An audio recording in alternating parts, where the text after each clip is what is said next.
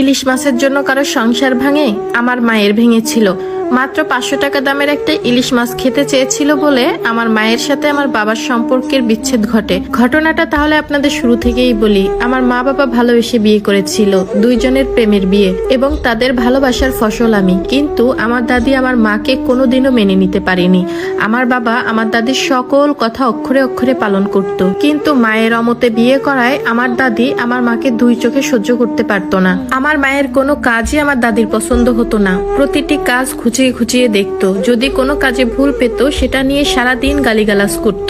আর এটাই ছিল আমার দাদির নিত্যদিনের কাজ। আমার মায়ের প্রতি আমার দাদির এত অনীহার কারণ হচ্ছে একমাত্র আমার দাদির বোনের মেয়ে। আমার দাদির খুব ইচ্ছে ছিল তার বোনের মেয়েকে তার ছেলের জন্য বউ করে নিয়ে আসবে, কিন্তু আমার বাবা তো ভালোবেসে আমার মাকে বিয়ে করে নিয়ে এসেছে।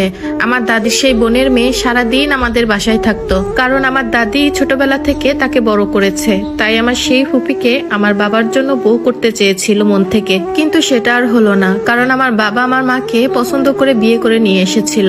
বিয়ের আগ পর্যন্ত আমার বাবা আমার দাদির সব কথা অক্ষরে অক্ষরে পালন করত।